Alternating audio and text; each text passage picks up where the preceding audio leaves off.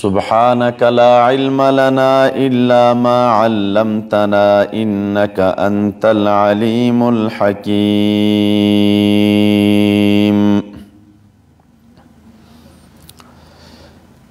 إن الله لا يستحيي أن يضرب مثلا ما بعوضة فما فوقها فأما الذين آمنوا فيعلمون أنه الحق من ربهم وأما الذين كفروا فيقولون ماذا أراد الله بهذا مثلا يضل به كثيرا ويهدي به كثيرا وما يضل به إلا الفاسقين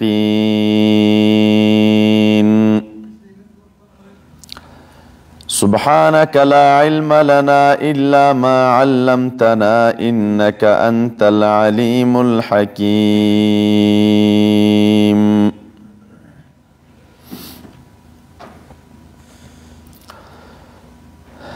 سورة البقرة آیت نمبر 26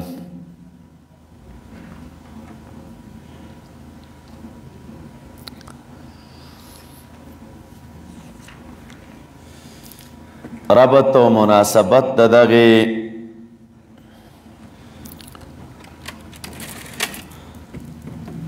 آیت مبارک د مخ کې سره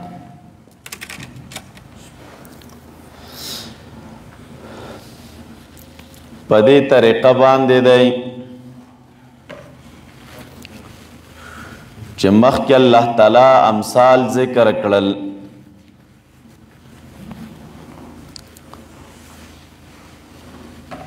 دې آیت مبارک کې خلاصه د امثال ذکر کوي په دې عنوان چې چا به اعتراض کولو چې الله تعالی دا امثال قرآن کریم کې څه شي ته بیانوي او کله بیا په امثالو کې چې دی عنکبوت ذکر کوي وغیره دی آیت کې الله تعالی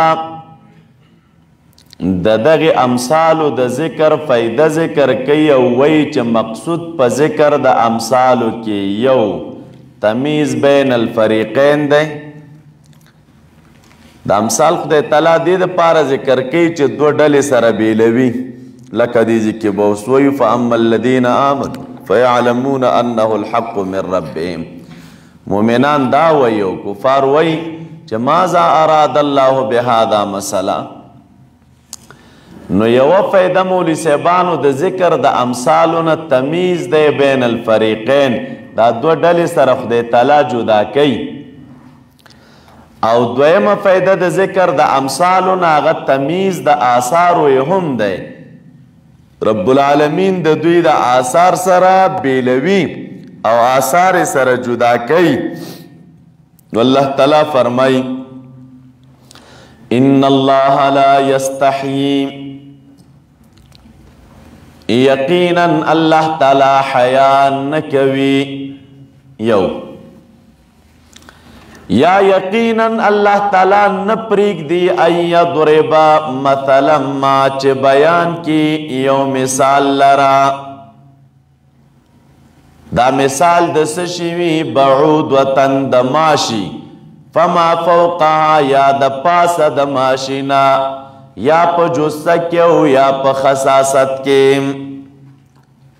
ماشه دی یا د ماشینه د پاسه یو شی دی جثه ترې غټه ده یا په خصاصت کې ترې غټ دی فاما الذین آمنوا پسار چې هغه کسان آمنو چې یقین او باور کړی فیعلمون نو دوی تصدیق کوي په دې خبره چې انه الحق من ربهم چې دا ذکر د امثالو دا حق دی ثابت دی د الله تعالی د لوري واما الذین کفروا هر چې هغه کسان دي چې انکار کړی کفار دي فیقولون نویدوی ماذا اراد اللہ سشے ارادہ کڑے اللہ تعالی بہادا مسئلہ پدی مثال یعنی پا ذکر ددغ امثالو چی دا مثالون اللہ تعالی ذکر کی نو خدای تعالی سشے ارادہ کڑی دی پدی سرا دا یدلو تا گوری وقف دیخوا دیزی کی ترجمہ کے غلطی کی خلق و تاسو با فکر کوئی اکثر خلق دا یدلو چی دے دا دا مقبولی دے کفارو نگرزینو دا سی ترجمہ کئی ہر چی کفار دی فیقولون نویدوی مازا اراد اللہ سشے ارادہ کڑے دے اللہ تعالی بہادا مسئلہ یدل به کثیرا چه گمراہ کی پدے سر دسی تعبیر کی گمراہ کی پدے سر دیر خلق ویہدی به کثیرا او ہدایت کی پدے سر دیر خلقو تا دا ترجمہ سراسر غلط دا مولی سے بانو تاسو با پدیزی باندے وقفو کئی فیقولون ماذا اراد اللہ بہذا مسئلہ ویدوی سشے ارادہ کڑے دے اللہ تعالی بہادا مسئلہ وقف نو قال اللہ فی جوابہم رب العالمین دوی پا جواب کے وی یدل به کثیرا گمراہ کوی اللہ تعالی پا دے ذکر دا امثال سرا دیر خلق ویہدی به کثیرا او ہدایت کے اللہ تعالی پا ذکر ددغ امثال سرا دیر خلقو تا اسی تعبیر بکوئی امثال دے دا پارا ذکر کوم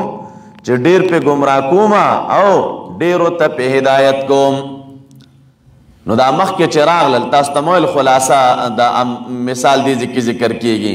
یو خود تمیز بین الفریقین وشا مومنان داوئی چی انہو الحق من ربهم او کفار داوئی چی مازا اراد اللہ بہادا مسئلہ او تمیز بین الاسار مشکنا دا مومنانو اثر داش چی رب العالمین ہدایت کی ورتا او دا کفارو اثر دادے چی خود تلے گمراہ کی ورباندے اوس اللہ تعالیٰ فرمائی وما یدل به او نگمراہ کوي اللہ تعالیٰ پا ذکر ددغ امثال سر یوتن الا الفاسقین مگر فاسقان گمراہ کی ورباندے کم خلق چه فاسقان دی نو رب العالمین دا فاسقان پا ذکر ددغ امثال سر گمراہ کی خلاصے آیت تراشی مولی سے بانو ان اللہ لا یستحیی ان راغی دا دیزی که دا پارا دا تاکید دے او ترجمہ کے منگتا سے ہوئی تحقیقینا یا پا تحقیق سارا لا یستحیی دا صفت سلبی دے دیزی کے اللہ تعالی لا یستحیی حیا نکوی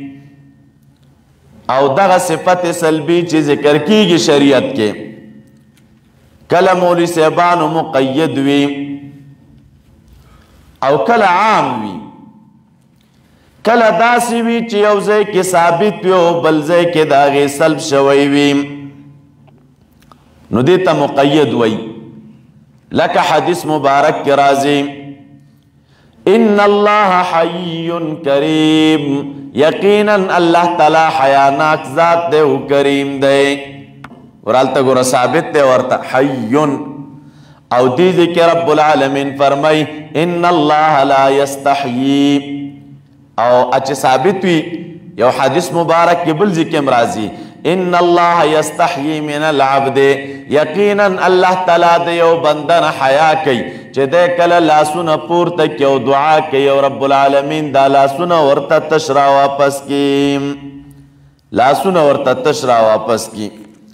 نمولی سیبانو کل سلبنوی او کل دا دے اثباتوی ان یضرب مثلا دا ضرب المثل مولی سیبانو دا دو الخلری کل دا سوی ضرب المثل مطلق حق بیانول، حق بیانول، بیان د حق. لکه راځي ان الله لا یستحیی من الحق، او دیزی که مولی صاحبانو یو جزیه مراد ده. دا استحیا چه راغلی ان الله لا یستحیی دا مشترک صفت ده بین الله و بین العباد. یو استحیا د الله تعالی ده او یو استحیا چه ده دا د بندگانو ده. استحیا د الله تعالی دی د بنده دی ته وایي یو صفت دی چې هغه بنده تعارض شي او منع کوي دغې بنده لره د ارتکاب د یو شي نه چې هغه شی ناکاره وي شرعا یا عادتا. دا په بنده کې یو صفت را پیدا شي د الله تعالی په قدرت سره چې هغه صفت دی بنده لره د ارتکاب د داسې کار نه منع کوي چې هغه کار یا په عادت کې بیکاری او یا شرعا بیکاری. شریعت ویلي چې دا کار ښه نه دی، عادتا خلک دا کار ښه نه ګڼي او ده کې دا صفت پروت دی او دغه صفت دی د هغې کار نه منع کوي. دې ته مولوي صاحبانو حیا ویلی کېږي. او کله ناکله حیا د مباحاتو نه لکه میلمه یو ځای ته لاړ شي او ډوډۍ نه خوري که نه، خلک ورته لکه میلمه حیا مه کوه، خوراک کوه. نو دا یو صفت دی په بنده کې. او یو حیا د رب العالمین دا دی کې بیا دو خبرې کوو. که چېرته حیا په خپله معنا اخلی نو حیا د عبادو خو دغه وه. حیا د رب العالمین بیا دا ده چې رب العالمین قبیح کار نه کوي. ان الله لا یستحیی، خدای تعالی حیا نه کوي. څه معنا؟ یعنی رب العالمین بیکاره کار نه کوي. او مثال د هغې دپاره لکه دیجی کې ګورئ دا حق پرېښودل دا یو بیکاره کار دی که نه. دا مثال بیانول تاسو ته ویل چې ضرب المثل دا یو حق کار دی. رب العالمین د دې بیان نه پرېږدي، بیانوي. دا یو. او یا ځینو تفسیرونو کې تاسو چې وګورئ هلته بیا حیا راخیستي مولوي صاحبانو او د حیا نه تعبیر بیا داسې کوي ان الله لا یستحیی ای ان الله لا یترکو، ان الله لا یترکو. نو ګورئ دا لا یترکو خپله معنا د حیا نه ده، دا بیا تاویل دی په حیا کې. ولی حیا داسې یو صفت دی چې د هغې صفت د وجې نه یو کار پرېښودل کېږي. نو هلته لا یترکو راخلي. بیا ان یضرب مثلا، دا ان یضربه خو د ضرب نه دی او ضرب چې دی وهلو ته ویلی کېږي، وهل جوړوله. لکه زرګر لګی که نه، زر ټکوي د هغې نه یو شی جوړول غواړي.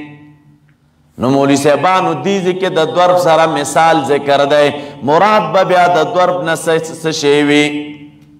ذکر مثال دی ورسره. نو معنا دا ده چې رب العالمین مراد د ضرب المثل نه به بیا مثال جوړول وي،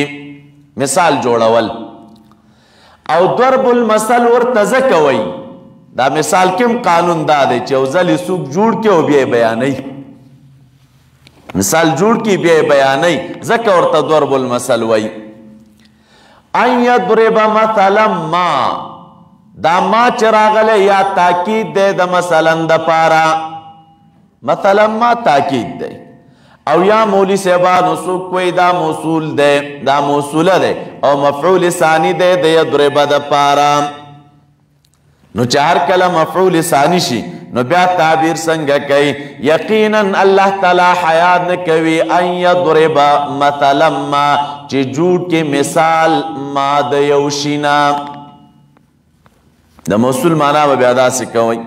خدای تعالی حیا نه کوي د دې نه چې جوړ کې مثلا یو مثال ما د یو شي نه، د یو شي نه مثال جوړ کې د دې نه رب العالمین حیا نه کوي.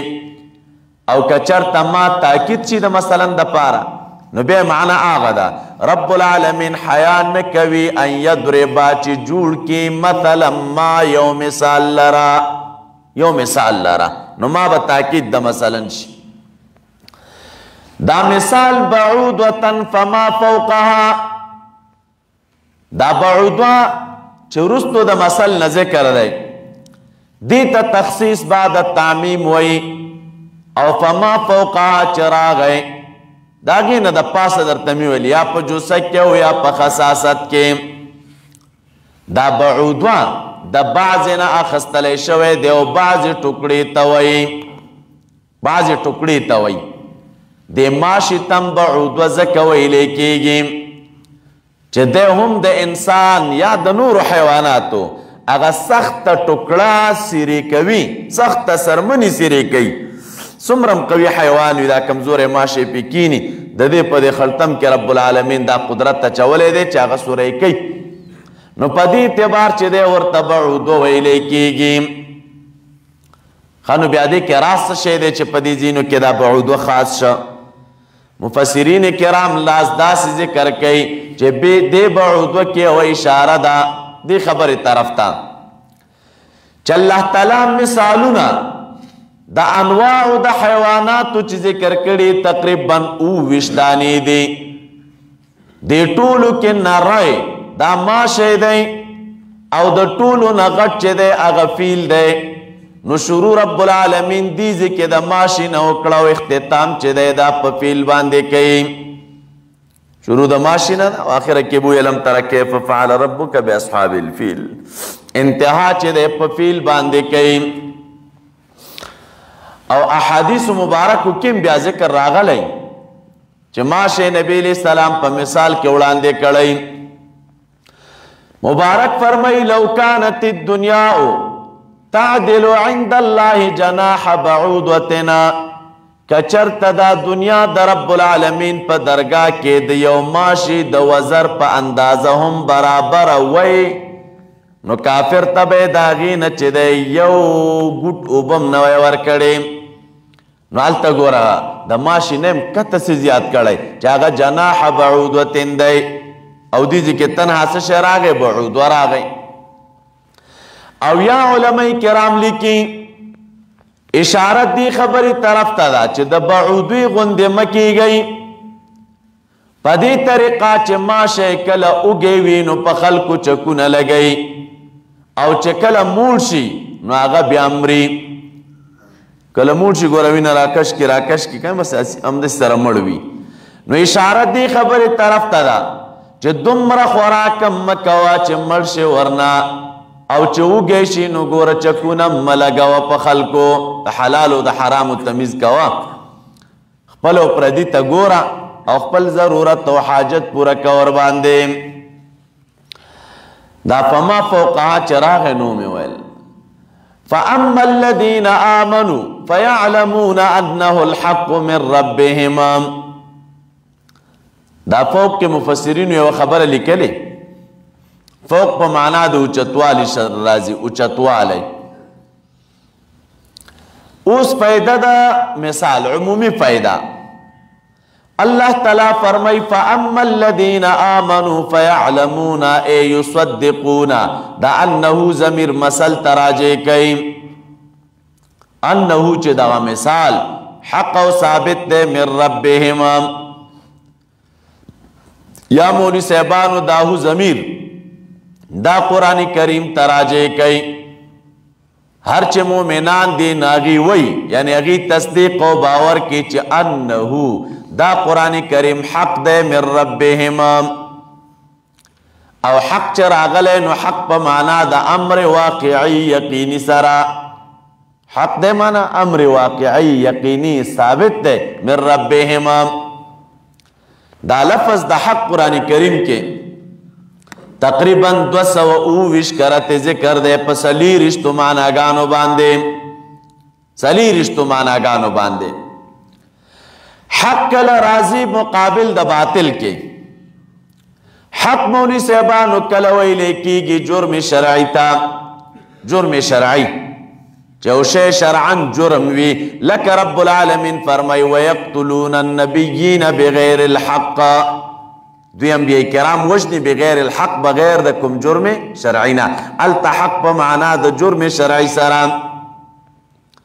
حق کل راضی پا معنا دا بیان کامل سرا پورا بیان لکا داغی دا پارا مثال رستو براش کله چې موسی علیه السلام اوصاف د بقرې بیان کړل ټول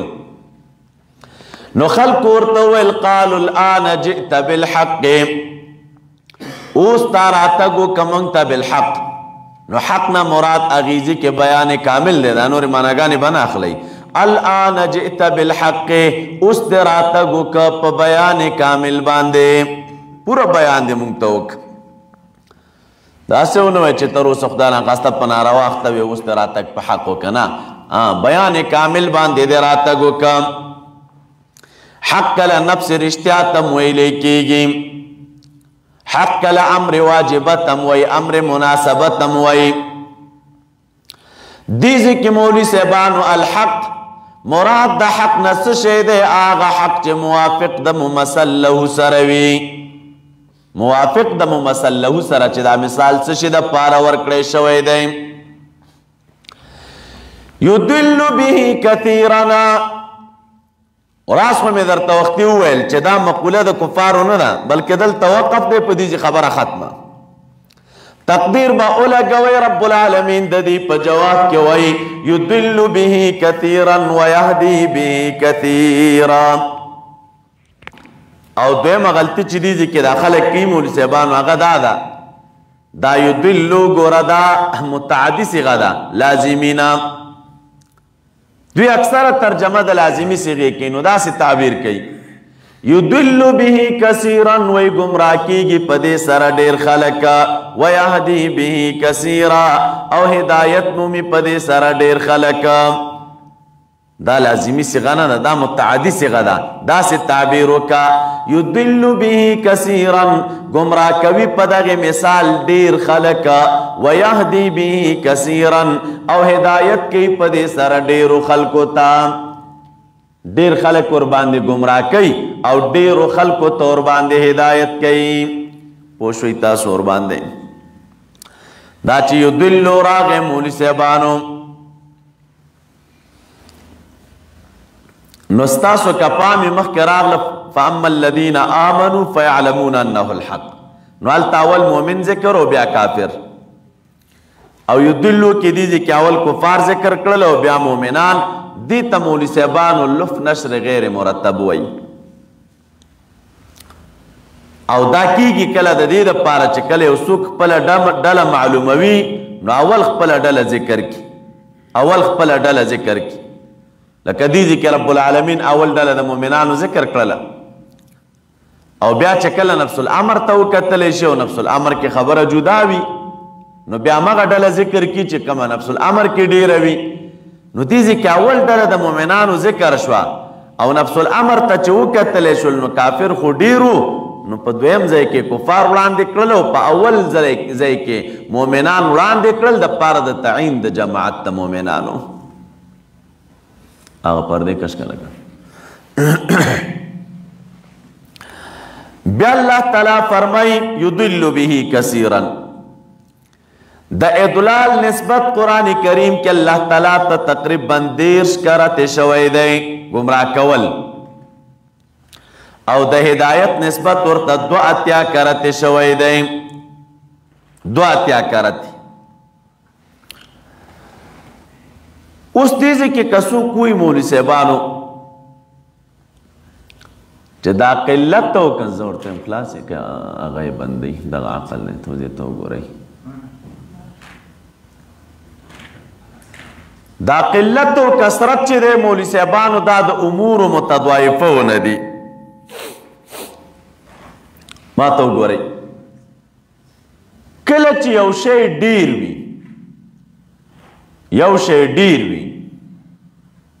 نو هغه بل چې کوم مقابل دی یا خدای پاک دا څه قصه شو والا کوم خلاص کې او جمع دی چې تاسو یې بندوي نو خو تیاری بندې وي کنه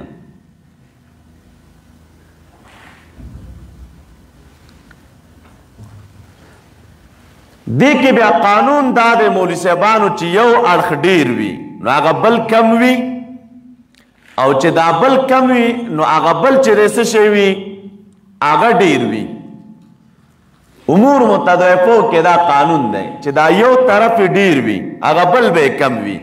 او چې دا بل کم وي نو دا بل به ډیر وي دا مخلص ولکه نو چې هر کله قانون په امور متضعفو کې دا دی نو دې ذکر رب العالمین فرمای یدل به کثیرا ویهدی به کثیرا. خدای تعالی ډیرو ته هدایت کوي نو ګوره یدلو سره هم کثیرا راوړه او یهدی سره هم څه شی راوړه کثیرا راوړه. نو پکار خدا سے وا کچرته د یدلو سره کثیرا راوړی وای نو د یهدی سره به قلیلا ویلی وای او که د یهدی سره کثیرا راوړی وای نو د یدلو سره څه شی ویل پکارو قلیلا. داسې بو چې ډیر ګمراه کوي هغه لږ هغو ته هدایت کوي یا ډیرو ته هدایت کوي او هغه لږ ګمراه کوي او دې کې دواړو سره کثیرا کثیرا راغی ډیر ګمراه کوي او ډیرو ته هدایت کوي. نو دې کې مفسرین کرامو لیکلي چې دا کثرت کله د کثرت نه کثرت فی نفسه مراد وي قطع د نظر د جانب آخر نه قطع د نظر د چانه دا بل اړخ پکې ذکر کړی نه د دې جانب آخر د نظر نه قطع بس صرف کثرت فی نفسه مراد دی چې دا شی ډیر دی دا شی ډیر دی. اوس دې کې چې دا کثیرن کثیرن راغلی نو د دې کثیر نه کم کثرت مراد دی کثرت فی نفسه بس خدای تعالی وایي نو بس ډیر ګمراه کوم او ډیرو ته په هدایت کوم دا معنا نه چې دا کم ګمراه کوم دغه ډیر دا دغه بل په مقابل کې او چې کوم ته هدایت کوم دغه ډیر دا د بل په مقابل کې نه بس کثرت لکه ډیر خلک راغلي او ډیر لاړل ډیر راغلل او ډیر لاړل خلک داسې وایي که نه نو دا ډیر راغلل او ډیر لاړل که ډیر راغلي خو لږ به تللي او که ډیر تللي نو لږ به راغلي خو کله خلک داسې نه وایي وی ډیر خلک لاړل او ډیر راغلل نو د دې معنا دا نه ده چې دلته دا ډیر ډیر په مقابل د دې یو بل کې دی دلته دا ډیروالی او دا کثرت په نفسه مراد وي. دې ځکه مولوي صاحبانو دا کثرت په نفسه مراد دی. بیا الله تعالی فرمایي وما یدل دې کې اوس ګورې حصر دی نه ګمراه کوي الله تعالی یو تن لرا په ذکر د دغې امثالو الا الکافر الا الفاسقین دا فاسقین جمع د فاسق ده او فاسق چې دی دا د فسق نه اخیستلی شوی دی دا ماده دلالت کوي د فسق په خروج باندې وتل. تقریبا دا ماده قرآن کریم کې 50 کرته ذکر ده 50 کرته د قرآن کریم د نزول نه وړاندې هم عربانو دا ماده د فاسق حیواناتو تم استعمال ولا او قرآن کریم فاسق انسان ته هم ویلی الکه بیا فسق چاته ویلی کیږي شرعا نو ترک الطاعت ترک د طاعت ته وی ترک الطاعت د طاعت پرې ښودل دا ترک الطاعت د فسق ځکه وی ځکه دی کې هم خروج دی دغه سړی د رب العالمین د طاعت نه خپل ځان وایستلو. دا فسق بیا دوه قسمه دی کله فسق عقیدتن وي او کله فسق عملن وي. فسق عقیدتن په دې معنا کافر تم فاسق ویلی کیږي لکه رستو براشي وما یکفر بها الا الفاسقون او فاسق مولوی صاحبانو کله ناکله بیا ګناهګار تم وایي لکه سوره نور کې براشي اولئک هم الفاسقون دیزی کې مراد د فاسق نه هغه کافر دی وجه څه شی ده ځکه فسق دیزی کې په مقابل د هدایت کې راغلی دی نو چې فسق په مقابل د هدایت کې راغی څوک به ترې نه مراد وي کافر. وما یضل بها او نه ګمراه کوي په دغې کتاب په ذکر د دغې امثالو سره الا الفاسقین. دې نه دا معلومیږي چې د قرآن کریم دو بهترین صفتونه دي. یو صفت دا دی بهتر چې د دې قرآن کریم په وجه رب العالمین ډیرو خلکو ته هدایت کوي او بل صفت دا دی چې ډیر ور باندې گمراه کوي لولي به گمراه وي رب قارئ يقرأ القرآن والقرآن يلعنه ډیر کرته به قاری صاحب قرآن کریم لولي او قرآن کریم به بیرته ور باندې لعنت وایي قرآن به لولي او قرآن کریم به بیرته لعنت وي ور باندې یا لکه د خوارجو په صفاتو کې راځي چې یقرؤون القرآن لا یجاوز حناجرهم قرآن کریم به دوی لولي خدا قرآن کریم به د دوی د مریو نه ښکته کېږي نه بس صرف تر مرۍ پورې به وي ښکته به نه وي لوستل شته او لوستل همداسې لوستل نه دي حدیث مبارک کې دام راځي چې یقرؤون القرآن قرآن کریم بلولی او تاسو به دا ګمان کوئ چې دا قرآن کریم هم دوی ته راغلی دی داسې عجیبه انداز کې به تلاوتونه کوي او حال دا دی نبی علیه السلام فرمایي وهو علیهم دا قرآن کریم به بیرته په دوی حجت وي او بیرته به په دوی باندې دلیل وي محض لوستل هم نه دي لولی به هم تلاوتونه به هم کوي باوجود داغی اللہ نبی علیہ السلام فرمائی یدعون الى کتاب اللہ تنہا لوستو باندې به اکتفا نه کوي خلق بم در رب العالمین کتاب ترا بلی چغی بوئی خلقو تا دعوتون بد اللہ تعالی د کتاب طرف تور کئی خو نبی علیہ السلام فرمائی ولیسو فی شیء منه نو لوستل د قرآن کریم ممشتا خیستا انداز کے لوستل دعوتم د قرآن کریم طرف تشتا خلق را بلی خو باوجود د دې ټولو بیام رب العالمین گمراه کړي او گمراهی پدی انداز دا نبی علیہ السلام فرمایي لئن انا ادرکتهم لاقتلنهم قتل عاد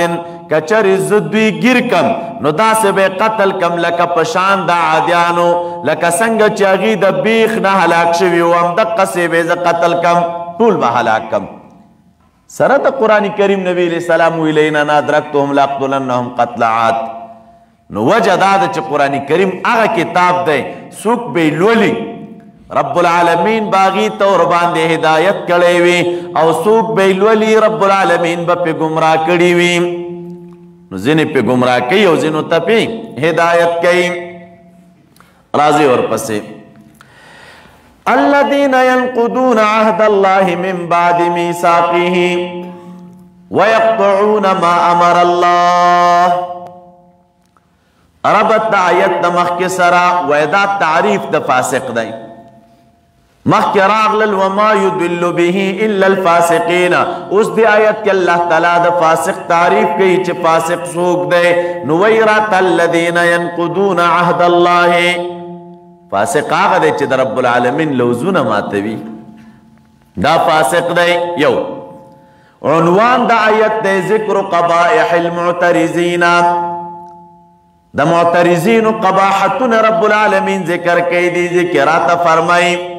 الذين ينقضون فاسقان هغه خلق دی ينقضون چې ماتوي سپړي عهد الله لوز د رب العالمین من بعد میثاقه رستو د مضبوطوالی د دغه لوزنا رستو د مضبوطوالی او د کلکوالی د دغه لوزنا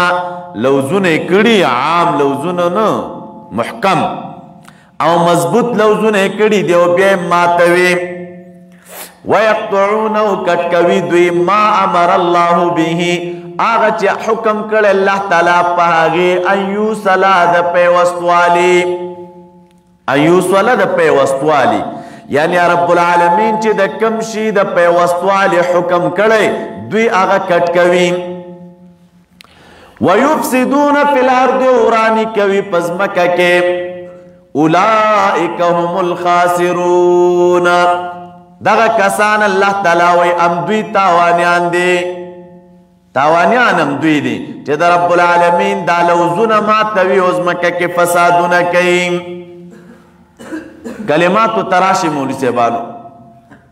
نو گویا کہ قبائح دا معترضینو یا دا منکرینو اللہ تعالی دے آیت کے ذکر کرل درے یو نقض العہد دویم قطع درشتے دریم فساد اورانے پزمکہ کیو پمل کے دا د فاسق صفات دي نو او دغه صفات چې را ولاړیږي نو د دې دپاره بنیاد ترک العمل دی بکتاب الله دا د الله تعالی د کتاب نه چې لرې کیږي دا صفتونه یو یو را پیدا کیږي انسان کې ینقدون راغی دا ینقدون د نقد نه دی نقد او نقد مولوی صاحبانو سپړدلو ته وایي سپړدل او یو چې دی کسر دی نو کسر چې دی دا بیا ماتولو ته وایي دا عهد راغلی دیزی که دا عهد مختلف مصداقات دی قرآن کریم کے لوز دوئی کلتینا مراد دا رب العالمین امروی بقره و سلپنجیش کے براش کلتینا مراد آغا نواہی وی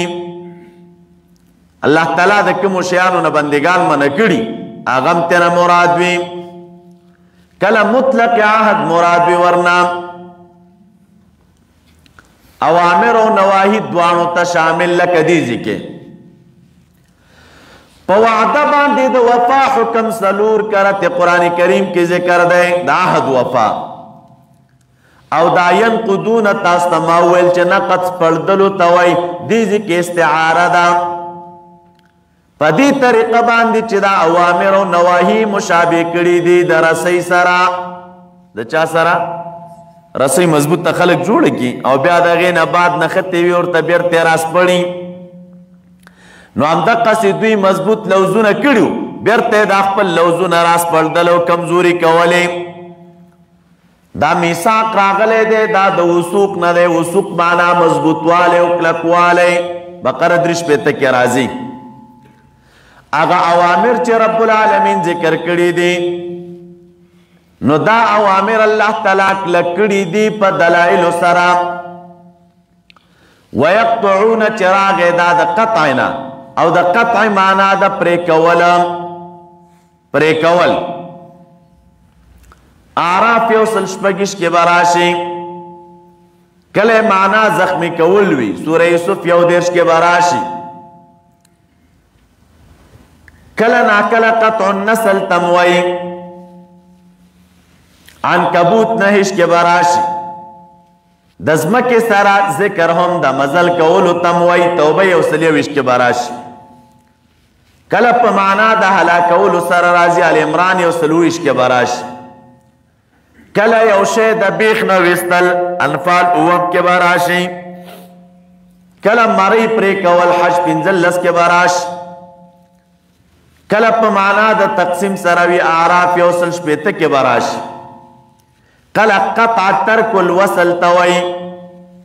کلپ معنا دا فیصلی نمنلو سرا ایو صلا تاستما وقتی ترجمہ اکڑا قطع کوي دوی آغا چه حکم کڑے اللہ تعالی پاغی سرا ایو صلا معنا ای الوصل ایو صلا دا وصل او دا پی وصوالی نو دلتا دا ان مصدریه دے پا یوصله داخل دے زکا متعبیر پا مصدر سراوکم دیزی که مراد دا پیوستوالی نسشه دے چه رب العالمین داغی پا وصل و پیوستوالی باندے منتاسو تا عمر کڑی نو مفسرین کرام لی که مراد دا وصلنا وصل القول دے مع العمل وصل القول دے مع العمل آغا چه رب العالمین امر کڑے دے دا وصل کولو دا قول دا عمل سرا یعنی اللہ تعالیٰ پا دی امر کڑے چه وینا او عمل سرا پیوستا کئی تنہا خبری مکوئی لما تقولون ما لا تفعلون او دوی را لگی گی دا سرا کٹکوی تنہا دخلی تعبیرات پاتی دی ورطو عمل سر خوڑلے نو بل صفت دا دے او یا مراد دا وصلنا وصل دے بالتصدیق جمیع الانبیاء یا بالتصدیق جمیع القرآن والاحادیث دوی دا کار نکی ویفسدون فی الارض یفسدون دا فساد دا دے و فساد چاہتا ویلے کی گی اسود عن طاعت الرسول دا نبی علیہ السلام دا طاعت نمخ اڑول تفسیر کبیر لکلی علامہ قرطبی وی مراد تینا شرک دائیں شرک او یاد دیزی کہ مراد چے دے ہر یو گناہ دا ہر یو گناہ اللہ تعالیٰ فرمائی اولائک هم الخاسرون دا خاسرون راغی جمع دا خاسر دا تاوانی انسان تویلے کیگی دا ماده قرآن کریم کې اللہ تعالی 50 کرت ذکر کرے دا او دلالت کی دا ماده په نقصان باندې او اکثرا چې استعمالی گینو په امور معنویو کې استعمالی گی او تجاراتو کې استعمالی گی شرعا تاوان چاته وي ارتکاب دا هر هغه عمل چې هغه نقص پیدا کوي په ایمان کې د خسران نه مراد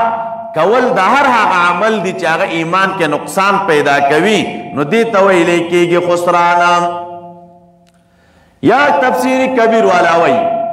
کل من عمل عملا لا یجزا علیہم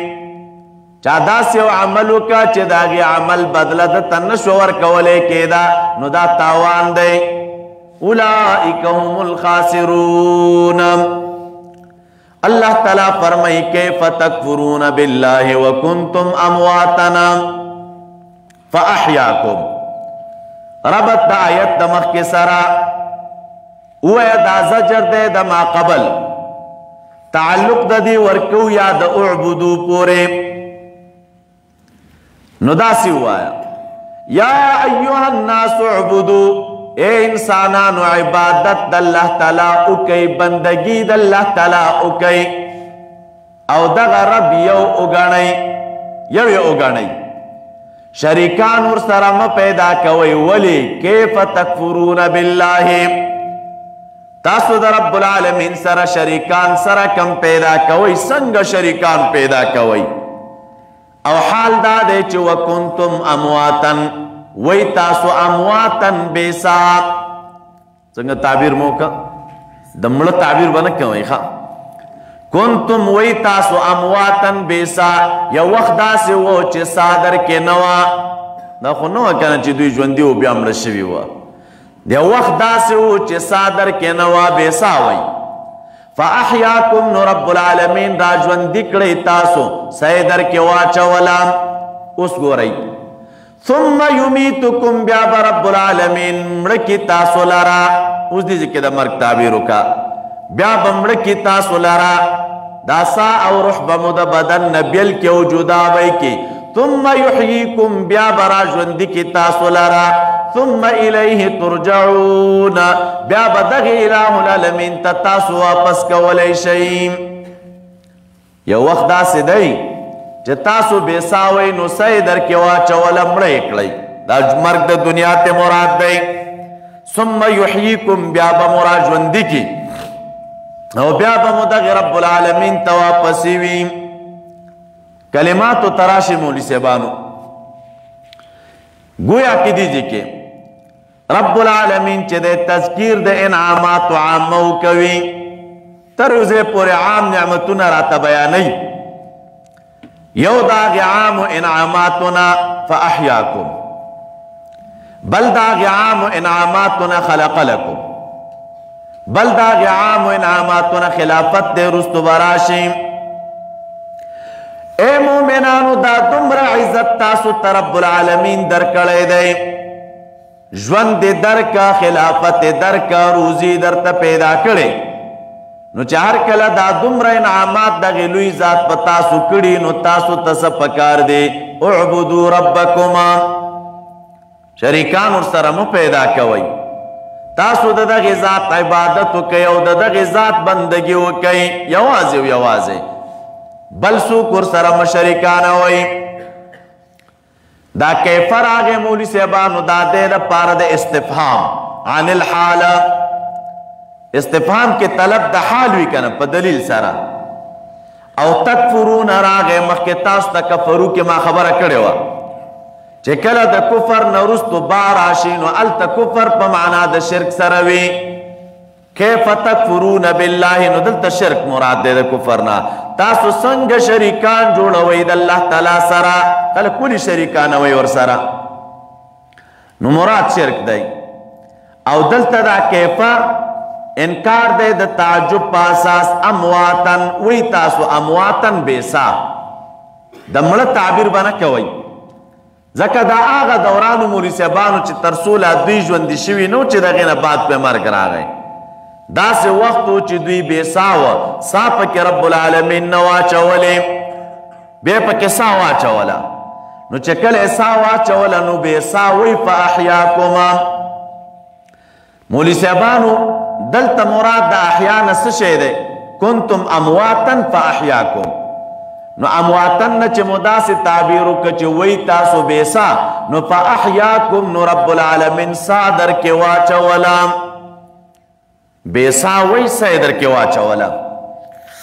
نو احیا راغله، د دې نسبت رب العالمین ته کېږي حقیقتاً. کله نا کله نسبت د احیا بندگانو ته هم کېږي، و چې نسبت د احیا بندگانو ته وشي به مجاز وي، حقیقت نه. لکه رستو راځي قرآن کریم کې الله تعالی فرمایي من احیاها فکأنما احیا الناس جمیعا. څوک چې د انسان را ژوندی کړي او د نفس را ژوندی کړي یو، نو داسې دی لکه د چې ټول انسانان را ژوندي کړي وي. نو من احیاها، احیا نسبت یې ده ته کړی، خو دا به مجاز وي. نو دیزی کې بیا معنا مجازي څه شی دی؟ من احیاها.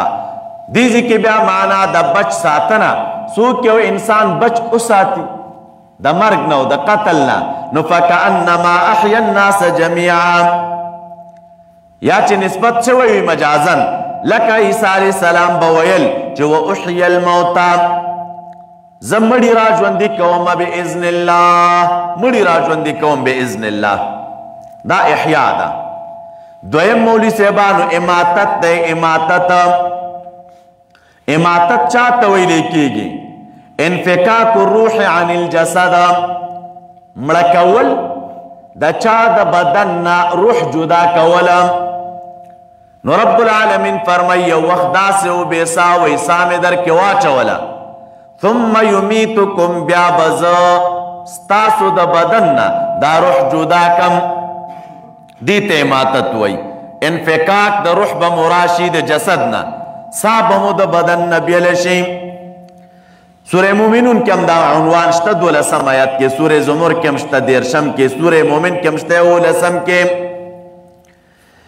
بیا رب العالمین فرمای نو دی ذکر آل ثم یمیتکم، بیا بز تاسو مړکم، ثم یحییکم، بیا بز تاسو را ژوندي کما، مړه به مو کم او بیا به مو را ژوندي کم. ثم الیه ترجعون، بیا به دغه الله تعالی ته تاسو واپس کولی شئ.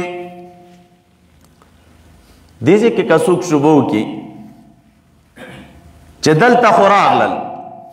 رب العالمین فرمای کنتم امواتا فاحیاکما، کنتم امواتا فاحیاکما، بیساوی سامې در کې واچوله یو. ثم یمیتکم، بیا مې مړه کړئ تاسو، ثم یحییکم، بیا به ژوندي کم تاسو، ثم الیه ترجعون. مولوی صاحبانو اماتت خو دې ځای کې یو ځل راغی، مړه کول، او د هغې پسې یو ځل مخکینی احیا راغلی، او بیا ورپسې دا بل ځل احیا راغله. هغه احیا چې اوله کې بې ساوی سای در کې واچوله، بیا احیا چې مړه مې کړلې او دوباره به مو را ژوندي کم، بیا به رب العالمین ته تاسو ځئ. نو دې ځای کې خدا احیا او اماتت تنها دا نه چې دې آیت کې ذکر دی. ګورئ بې ساوی سا مې در کې واچوله یو. دنیا کې در باندې مرګ راغی، انفکاک د روح د جسد نه راغی. د دې انفکاک د روح د جسد نه بعد رب العالمین یو بل ژوند انسان ته ورکړه چې هغې ته برزخي ژوند ویلی کېږي. د دې برزخي ژوند نه بعد بیا یو ځل مرګ را روان دی او بیا احیا را روانه ده. نو دې ځای کې خو هغه نه ده ذکر. او قرآن کریم کې بل ځای کې رب العالمین داسې فرمایي چې دوی به وایي چې ربنا امتنا اثنتین و احییتنا اثنتین، رب العالمین دو ځله دې ژوندي کړي وو، دو ځله دې مړه کړي وو. امتنا اثنتین، دو ځله دې مړه کړي وو. نو دلته خو ګورئ ماتت یو ځل راغلی دی. نو تاسو جواب وکړئ که په دې ځای کې برزخي ژوند نه دی ذکر، نو عدم ذکر د برزخي ژوند دا دلالت په عدم د دغې ژوند نه کوي. یو ګوره عدم دی، یو عدم ذکر دی، دې دواړو کې سره فرق دی. عدم دا معنا چې یو شی نشته دی، او عدم ذکر دا معنا چې شته خو ذکر نه دی. اوس چې یو ځای کې یو شی نه وي ذکر نو د عدم ذکر د یو شي دا دلالت په عدم د هغې شي باندې نه کوي.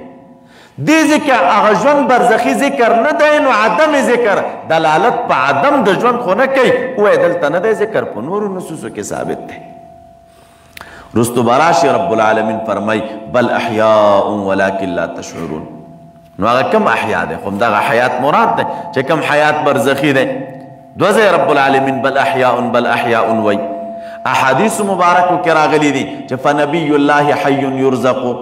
د الله تعالی پیغمبر ژوندی دی هغه ته روزي ورکولی کېږي.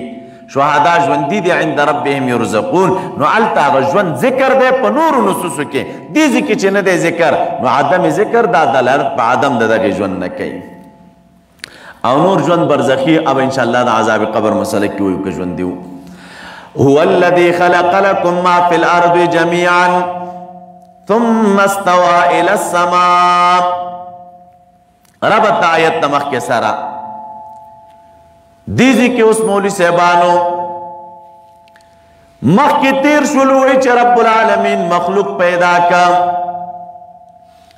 اس سوال ذہن ترازی چھ دا مخلوق پیدا کا نو دا دی مخلوق دا پارا دا خوراک سکاک سششتا او کنا. یہ خوراک سکاک دا ضرورتم لری. رب العالمین جواب کی آو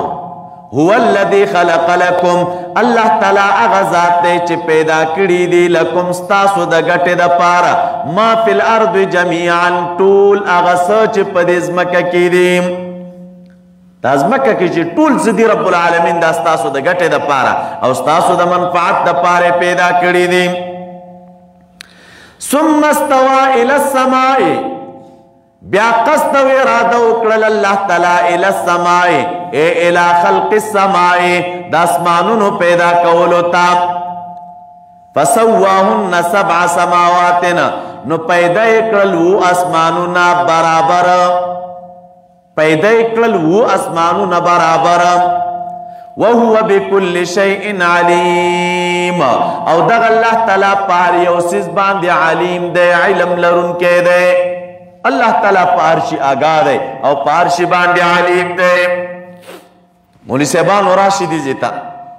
هو الذي خلق لكم ما في الارض جميعا. نو دیزی کم حصر دے دا جميعا چراغ مراد نفس کلیت دے خواہ نفس کلیت.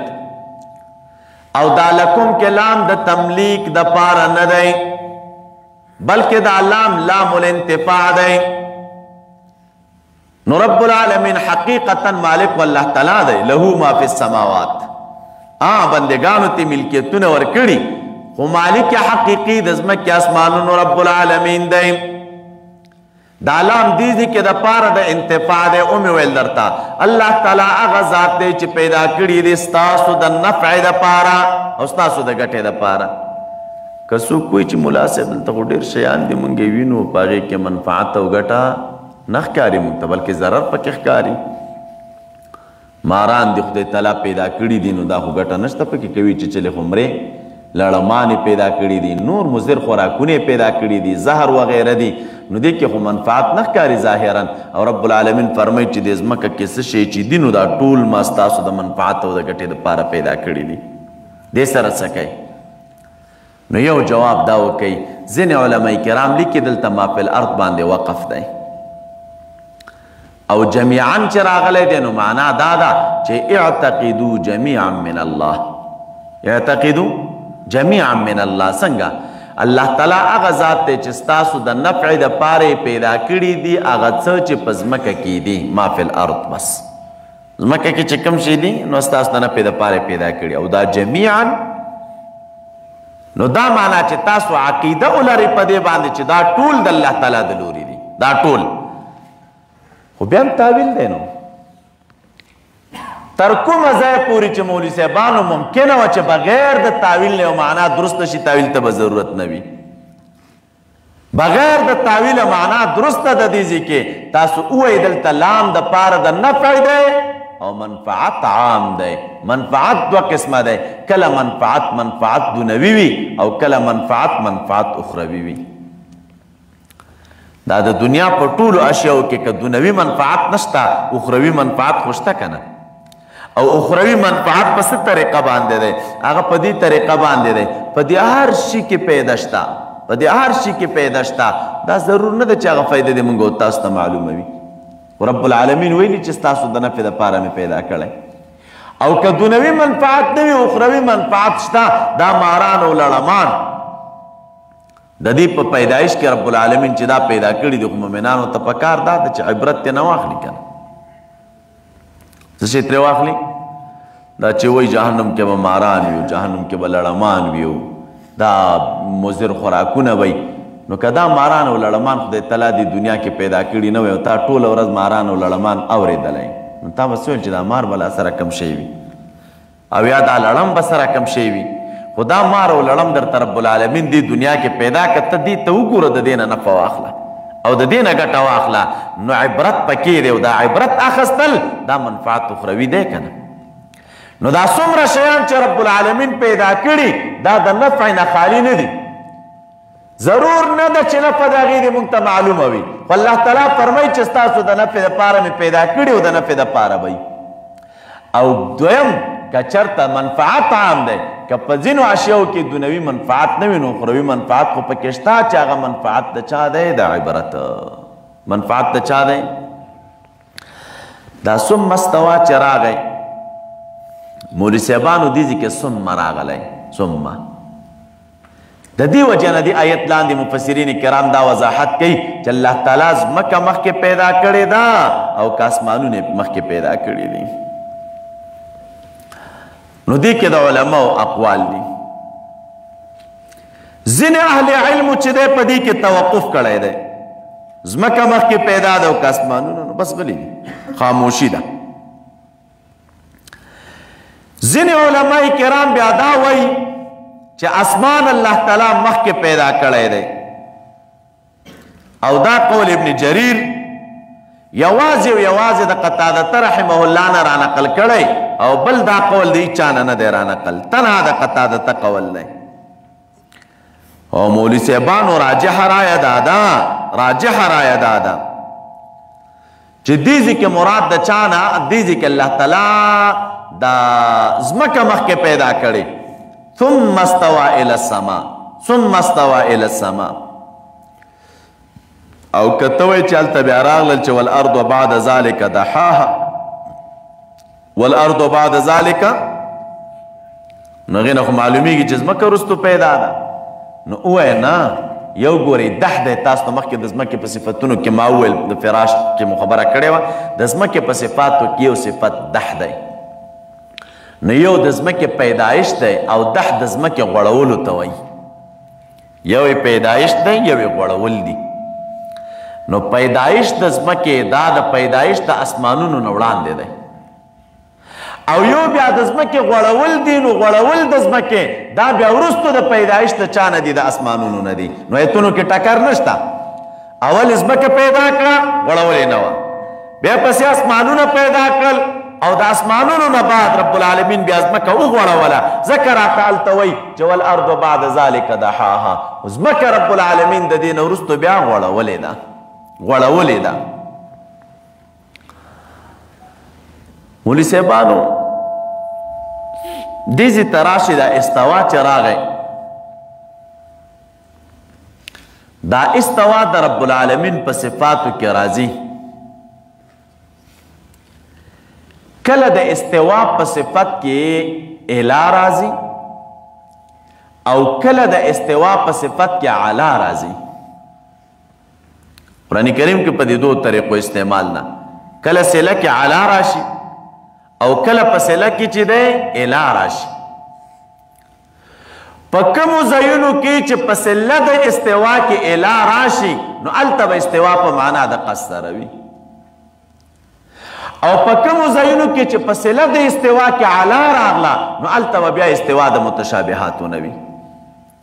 لکه دې ذکر راغله ثم استوى الى السماء ګوره په صله کې څه شی راغله اله نو دا به په معنا د قصد او د ارادې سره وي ثم استوى الى السماء بیا رب العالمین چې دی اراده وکړه د قصد وکړه پیدایش ته چاته د اسمانونو ته او کم ځکه چې علا راغله نو بیا د متشابهاتو نه ده مسله به په خپل ځکه حکم به په خپل ځکه بیان کو چې حکم د متشابهاتو څه شی دی نو ثم استوى الى السماء نو به پیدا کړ فسواهن 7 سماوات برابر کړل و اسمانونه مفسرین کرامو دي ذکر لیکلي دي فسواهن خلقهن مستويات او دي ذکر فسواهن دا ضمیر ګور اسمانونو ته راجع ده او ازمار قبل ذکر راغلی او تاسو ته بله ورځ په ضمایرو کې ما ویل چې ازمار قبل ذکر په یو څو ځایونو کې روا دی یو ځای ته نه هغه دا دی دلته ازمار قبل ذکر دی روا دی ځکه د ضمیر نه بدل څه شی راغلی دی ظاهر راغلی او چې کله د بدل نه ضمیر اسم ظاهر راشي بدل اسم ظاهر راشي نو هلته چې دی ازمار قبل ذکر روا وي وَإِذْ قَالَ رَبُّكَ لِلْمَلَائِكَةِ إِنِّي جَاعِلٌ فِي الْأَرْضِ خَلِيفَةً راضی مولی صاحبانو ربط دا آیت دا مخ کے سرام دا مخکنی آیت پا آخرہ کی راغل وَهُوَ بِكُلِّ شَيْءٍ عَلِيمًا او دا اللہ تعالیٰ پاری یوسیز علیم دے و آگاہ دے دی آیت کی اس دا رب العالمین دا آگاہی او دا علم دلیل ذکر کی اللہ تعالیٰ علیم دے دلیل پیس دے تو گورا ملکو تے ویلیو چنی جاعل فی الارض خلیفہ ساجب خلیفہ پیدا کا دویم طریقہ در ربط دادا چدل تاہم ذکر دا انعامات و دا سلورم او پنزما مخکم رب العالمین سے نعمتون ذکر کرل دی ذکم اللہ تعالی نعمت رات ذکر کی چاگا نعمت دا خلافت دے نو سلسلہ دا ذکر دا انعامات شروع نو دل تم ذکر دا یو انعام دے ترجمہ تاسو یو ځل اوکې خبره کو وَإِذْ قَالَ رَبُّكَ یاد کا آغا وقت دا یو ترجمہ یاد کا آغا وقت چی اویل رب ستا ملکو تا وقع یادا کر چستا رب ملکو تا اویل انی جائل فی الارض خلیفہ یقیناً زپزمکہ کے خلیفہ او نائب پیدا کومام دا یو ترجمہ وا دویم ترجمہ یاد کئی اغدا سے اذ قال ربکا کلچ اویل رب ستا ملکو تا انی جائل فی الارض خلیفہ نو دا خبر اللہ تعالی ملکو تکل اکڑلا آغا دوران کی چھ ملکو اویل اتجعل فیہا من یفسد فیہا کلا چھ دے ملکو اویلی چھ اتجعل فیہا من یفسد فیہا ویسفک الدماء نو پدی وقت قال ربکا انی جاعل فی الارض خلیفہ باہر تقدیر مشہور آغا دا چھ تعلق تر اذکر پورے ورکی اذکر آغا وخیات کا واقعہ یادا کا چھ ربستا اویل ملکو تینی جاعل فی الارض خلیفہ یقیناً زپزمکہ کے خلیفہ و نائب پیدا کوم قالو دی ملکو اویل اتجعل فیہا آیا پیدا کوی تپد غزمکہ کے من یفسد فیہا اغسوک چورانے کی پدزمکہ کے ویسفک الدماء او تو یویوینو لرا دا سی سوک پیدا کے چاگو پدزمکہ کے ورانے کے وینی بتو یوی ونحن نسبح بحمدکا او منچیو تسبح وایو سرد حمد ستا ونقدس لکا استاد ذات پاکی بیانو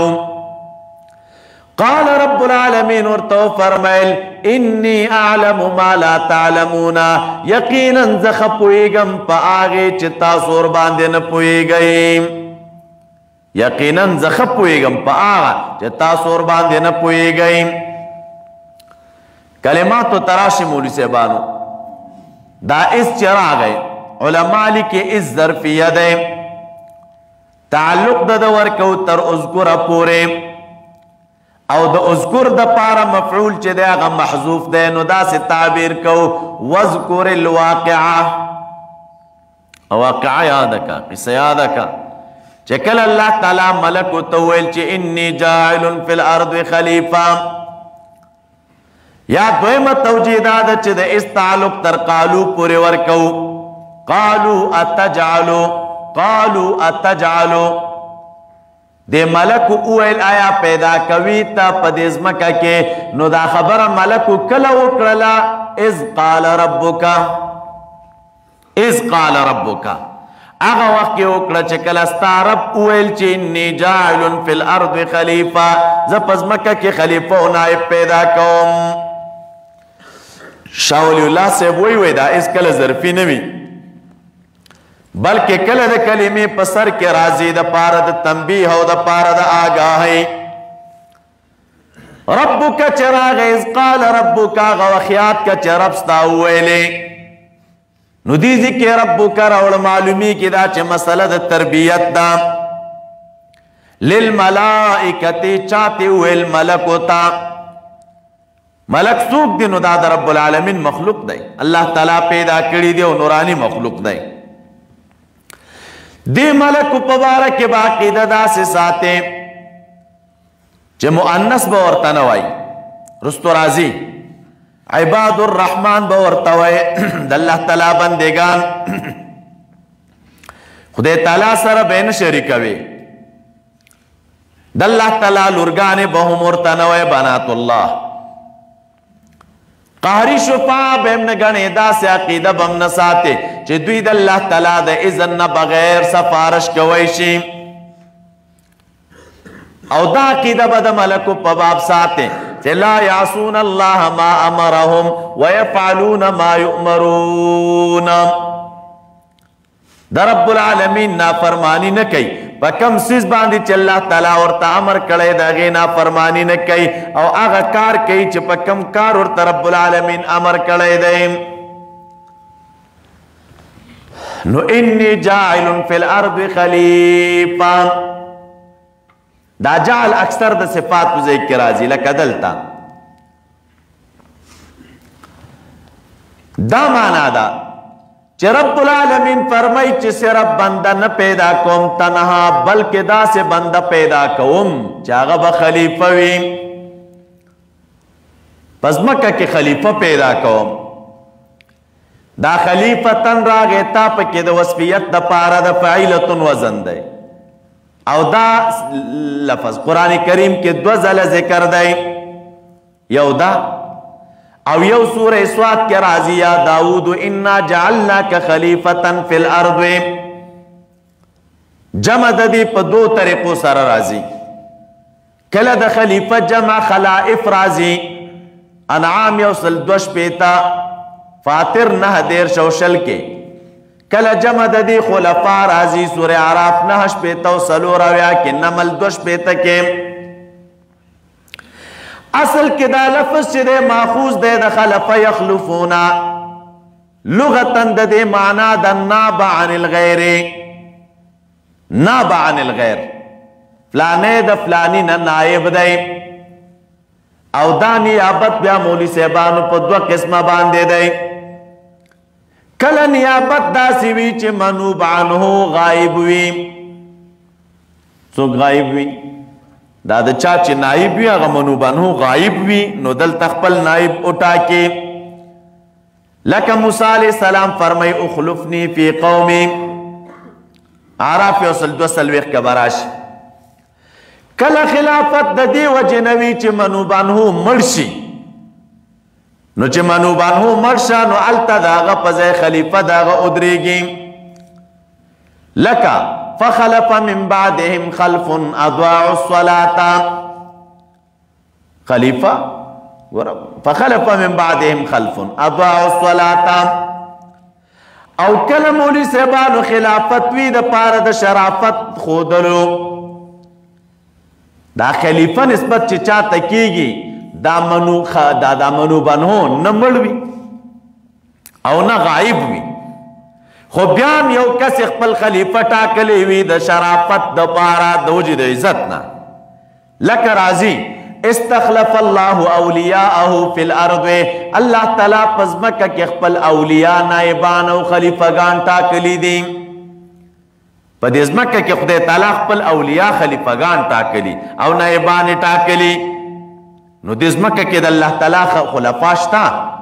خو دوی ته چې خلیفګان ویلی کېږي دا په دې معنا نه چې نه رب العالمین غایب دی عیاذا بالله او نه الله تعالی مړ دی بلکې دوی ته چې خلفا ویلی کېږي د وجې د شرافت او د عزت نه دا یو تشریفي نسبت دی چې د الله تعالی خلفا ورته ویلی شي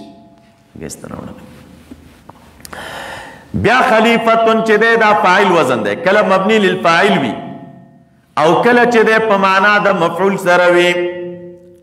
که مبني للفاعل چې نو معنا بیا دا ده چې فلان یخلف ممن سبقه دا فلانه دغه نه چې څوک وړاندې دي د هغوی نه چې دی خلیفه دی نو بیا آدم علیه السلام ته خلیفه ویلی کېږي په دې معنا باندې چې دی خلیفه و د پیریانو نه هغه داسې د هغه نه وړاندې چې دی پیریان تیرو الله تعالی پیدا کړي او دا پیریان د نظام د چلولو نه عاجز شول نو ملک راغلل دوی وشړل او د هغې په ځای باندې آدم علیه السلام راغی نو ځکه آدم علیه السلام ته خلیفه ویلی کېږي دا یو تعبیرم او یا علماء کرام لیکي خلیفه مبني للمفعول دی بے معنا د خلیفه ګرځولی شوی او که معنی شي خلیفه ګرځولی شوی نو بیا معنا دا ده چې دی خلیفه دی فی اقامت شرعه و تنفیذ حدوده و دلائل توحیده الله تعالی دی خلیفه وګرځو د دې دپاره چې د شریعت اقامت وکړي او د حدودو تنفیذ وکړي او دلائل د توحید نافذ کړي دا معنا ده د خلیفه چې کله الله تعالی ورته ویل چې انی جاعل فی الارض خلیفه نو ملک ورته وویل قالوا اتجعل فیها مولی صاحبانو رب العالمین ملکو ته ولي وی چې انی جاعل فی الارض خلیفه زه ځمکه کې خلیفه پیدا کوم یو وجه د هغې علما دا ذکر کوي یا خدا خبر رب العالمین وکړله بطور مشوره خدا خبر عند البعض ده چې ملکونه مشوره اخسته خو دا خبره ډیره مناسبه ځکه نه ده چې د الله تعالی مشورې اخستو ته ضرورت شته نه مشوره خو به یو کار کې هغه څوک اخلي چې په چا باندې عواقب د امورو پټ وي او رب العالمین باندې خو عواقب د امورو پټ دي نه نو مشورې اخستو ته څه ضرورت بیا دوی وی مشوره واخستله سره د دې نه چې الله تعالی مشورې ته ضرورت نشته خو دا مشوره واخستله وی دا مونږ لره تعلیم دی مونږ ته ښودنه کوي چې تاسو ځینې کارونه کوئ نو یو بل نه پکې مشوره اخلئ دویم قول دا دی نو تعلیم لنا او یا داسې وی مولي صاحبانو دا مشوره نه وه بلکې رب العالمین ملکو ته خبره کوي اذ قال ربك للملائکة انی جاعل فی الارض خلیفہ جمله خبریه راوړه مقصود پدې کې اخبار دی ملکو ته مشوره نه ده صرف خبروي چې ملک وګوره په ځمکه کې خلیفه پیدا کوم او په ځمکه کې خپل نائب پیدا کوم ملک ورته سوی قالوا اتجعل